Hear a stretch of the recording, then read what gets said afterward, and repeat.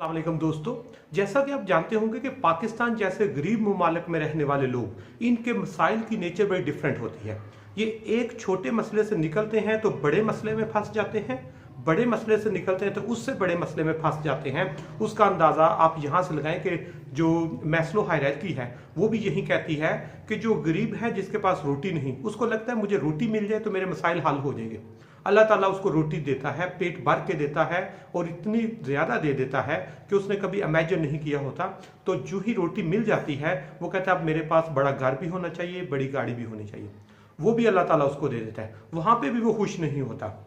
फिर वो कहता है कि मेरे पास इतने रिसोर्सेज होने चाहिए कि मेरी 3 नस्लें बैठ के खाती रहे फिर भी ख़त्म ना हो। अल्लाह ताला उसको फिर वो भी दे देता है, वहाँ पे भी वो खुश नहीं होता।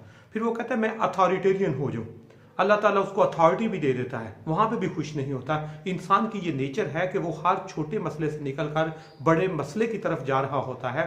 और इसका अंदाज़ा आप यहाँ से लगा लें कि कल पाकिस्तान के CSS में टॉप 50 पोजीशन में लेने वाला बिलाल पाशा, उसको कल हार्ट अटैक, डिप्रेशन और उसकी वजह से उसने उसकी ज़िंदगी अख्ताम पर पहुंच गई है।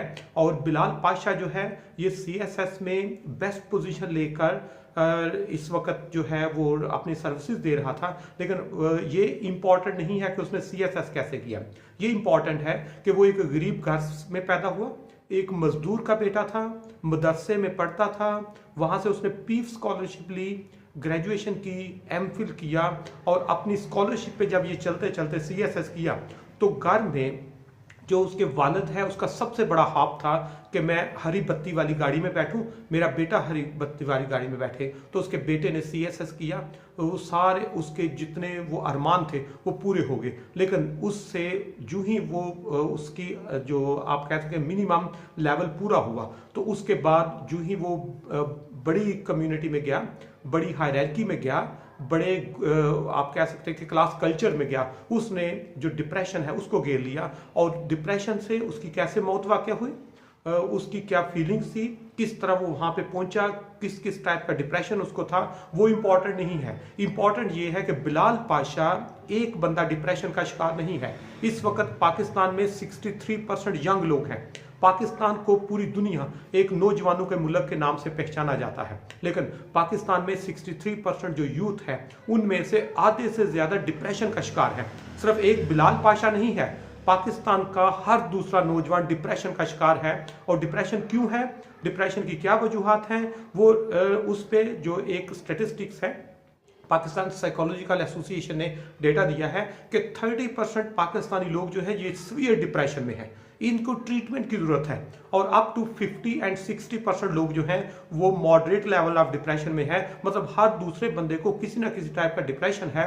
और डिप्रेशन के लिए हम इसको बीमारी समझते ही नहीं, इसको कभी हमने ट्रीटमेंट के तरह सोचा ही नहीं है, हम इसको इग्नोर करते हैं। और उसका नतीजा बिलाल पाशा की तरह डिप्रेशन आपका ब्रेन को वो स्टक कर देता है, हार्ट को स्टक कर देता है, आपकी बॉडी को स्टक कर देता है। और उसके लिए हमें जो हमारी यूथ है उसको डिप्रेशन से कैसे निकालना है, उसके लिए हमें सबसे पहले लाइफस्टाइल को चेंज करना होगा, उस पर लोगों को अवेयरनेस देने की ज़रूरत है।